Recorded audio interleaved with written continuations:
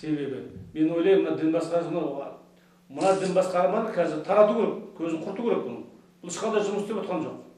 Ең бірінші осындай дінге қарсы тұратын осы дін ғой, біздің діни жаңағы басқарма. Осындай бөтен діндерге қарсы тұрып, осындай бөтен дінмен күресетін солар емес пе? Олар ішкен жегеніне мінген мәшинелеріне мәз болды. Халықтан түскен ақшаға пайда көріп, соны пайдаланып жүргеніне. Мына жан-жағы көріп соқыр олар, көріп тұрған жоқ мынаны. Олар осыған бірінші осыны біздің діни басқармаға пайдалы. Осындай біздің жаңағы халқымыздың арасында осындай бөтен діндер жоқ деп. Жоқ емес, бар. Жетеді бұндай діндер. Балаларымыз бәрі адасып, шатасып жүр қазір мысалы. Бірмен-бір қазір любой мешітке барсаң қазір соғыс, бірмен-бір соғыс төбелесіп қаласыз дейді балалар. Сенікі дұрыс, сенікі дұрыс, сенікі бұрыс емес деп мысалы.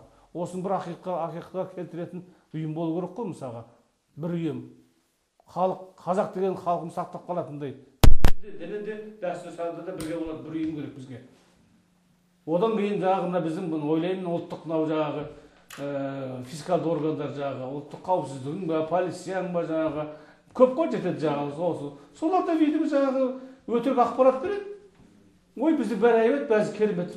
Қаяқтан керемет? Халықтың ішінде кіріп көрмейді ме? Көріп біліп те жүр. Соны бөле тұрып мысалға жоғары жаққа өтірік ақпарат береді. Ой, бізде әйбет деп. Әйбет болмайды, әйбет емес.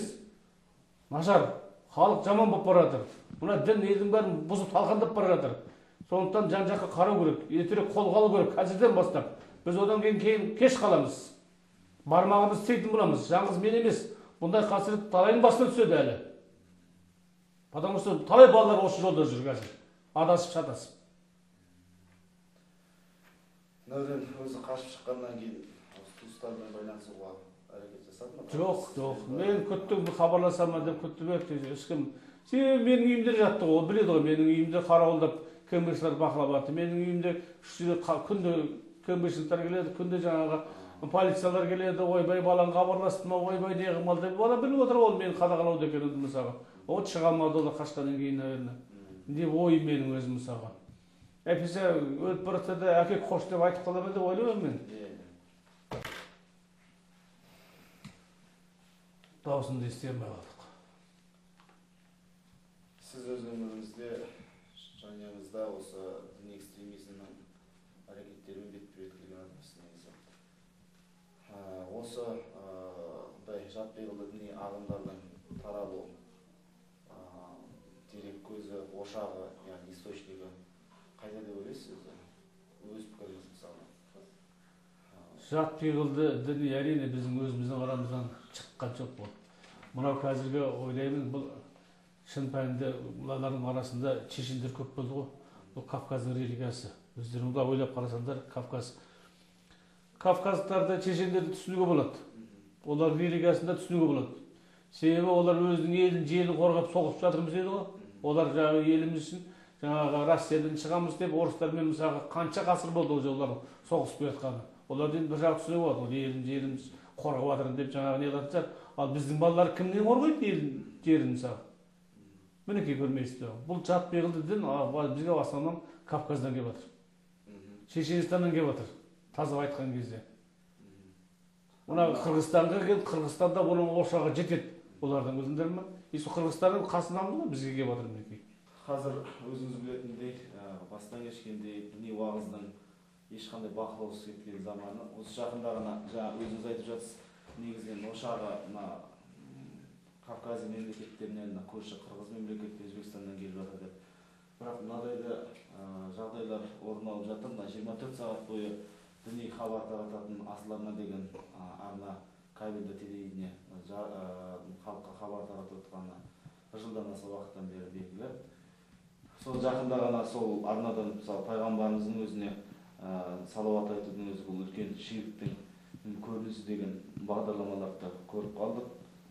Осыған қатысты айтасыз, яғни бұл тек Кавказдан, Қырғызстаннан келіп жатыр дегенге қатысты қоса кететін айта кетіп отырған пікірім, яғни бұл Қазақстанда да бұның ошағы жоқ па сіздің ойыңызша?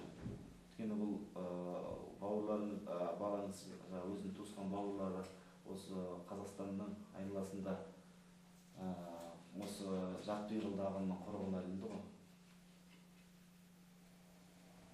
Мен бұл жаңағы телевизиядан көрсеткен Қандай ағым дедің? Асыл арна. Асыл арнаны бір көрмеппін. Бірде бір көрмеппін оны. Не айтып, не уағыздап жатқанын.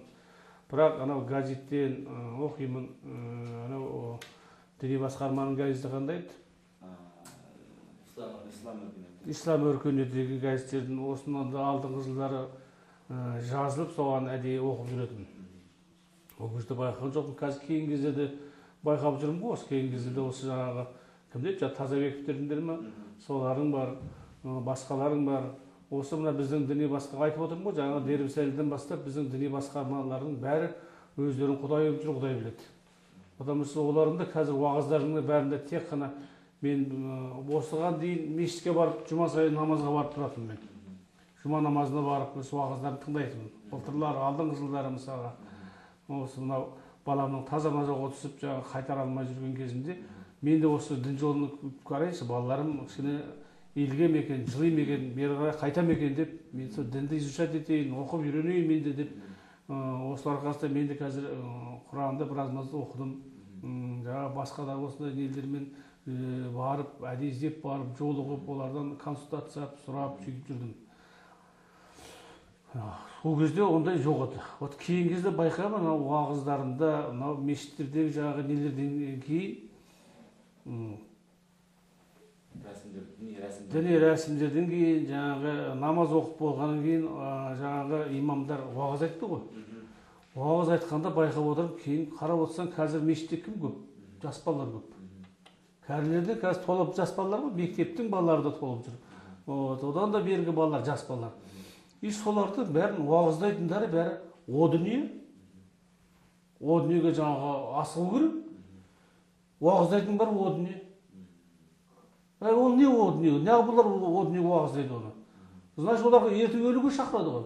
Өлу үшін не керек? Мінекей саған дайын тамақ. Сен оны өлгенде бекер еме, осы дін жолында өлсең, сен ана неге барасың, жұмаққа барасың дейді, жастардың миын улап атқан осы. Бұл дін деген мысалға қазір елбасымыздың өзі айтып жатыр жағы, бәріне бірігіңдер, татулық болыңдар, бірге өмір сүріңдер, пожалуйста, өздері қай дінді ұстасаң ұстан деп жатыр ғой. Ол емес қой, мыналар бәрі бірімен-бірі ит пен мысықтай болып жүрген бәрі. Мен түсінбеймін, осы дінге вообще түсінбеймін. Қай дінің болса да түсінбеймін. Мысалға, нағып сырттан бір-бірін жаңағы жамандайды. Одан да жиналыңдар, ауылдың ішінде де болсын, аудан көлемінде болсын, облыс көлемінде болсын. Қанша сен діндесің мысалға, бәрін жиналыңдар, ортақ дөңгелек үстелге жиналыңдар, бірігіңдер, ортақ бір неге келіңдер мысалға. Біз мына жүргеніміз бекер бұлай болмайды. Біз халықтың берекесін алып жатырмыз.